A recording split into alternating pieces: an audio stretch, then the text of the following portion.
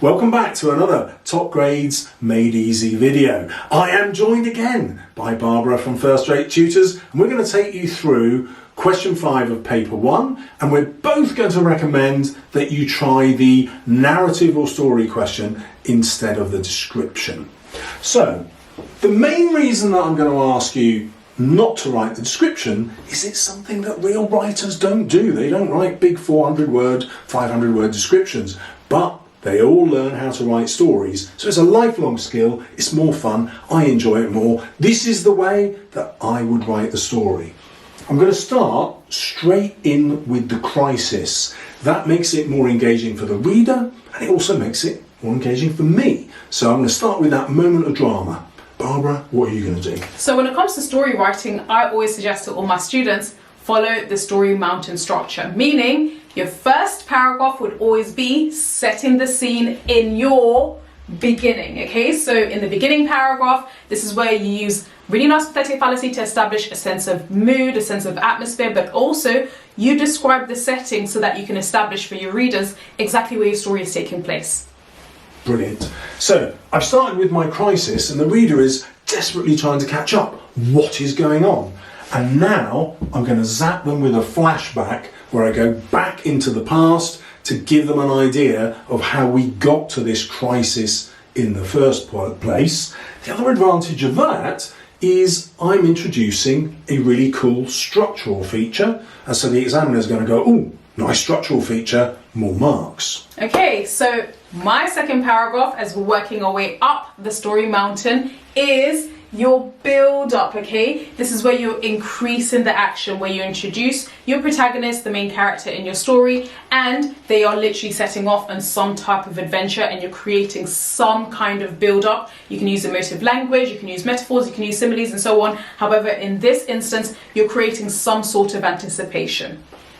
Brilliant. So I've had my flashback. Now I'm going to introduce a problem, and that problem is going to be the thing that led to the crisis. So we're coming back to the crisis, but explaining to the reader how we got here.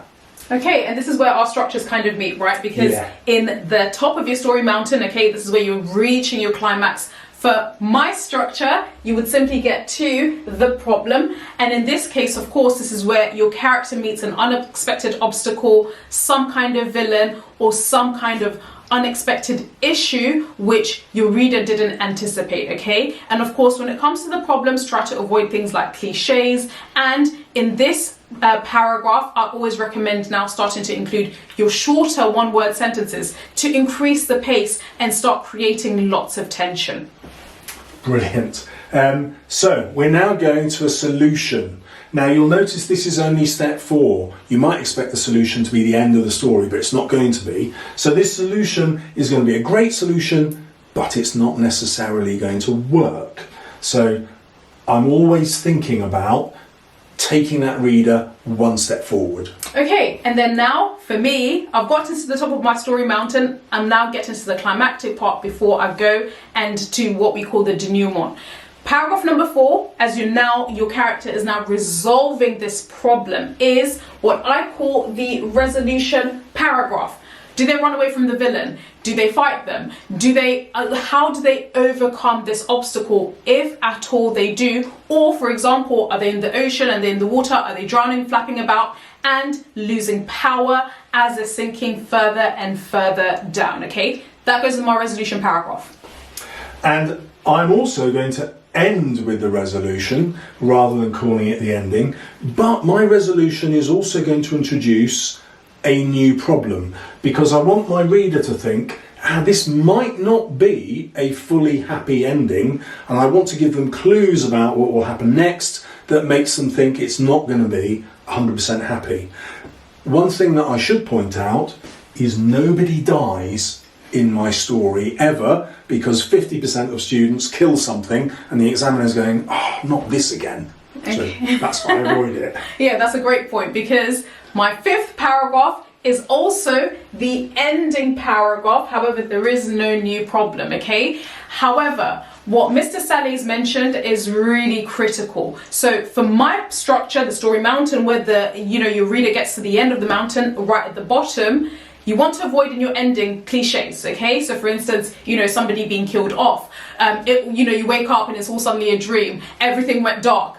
All of that is overused cliches. Examiners absolutely hate it. What you still want to do is maybe you can end with either a plot twist, leaving your reader on a cliffhanger, or you can also just end with, for instance, say, going back to my previous example, someone is flashing around in the water, you know, flapping about, drowning, then suddenly maybe a hand plunges itself into the water and then rescues them, right? So that's also an ending, which is potentially unexpected if you had built up, especially in your problem and resolution, that it seemed like they were completely alone and isolated, okay? So that's really it from my approach when it comes to the story mountain, which I absolutely think is brilliant. But of course, Mr. Salles has the Mr. Salles' approach. And of course, guys, we're showing these techniques so that it's up to you to decide what resonates with you more and then use that. And in our next video, we're going to actually try putting a story to these structures so you can see how they work. Ooh, so guys, stay tuned.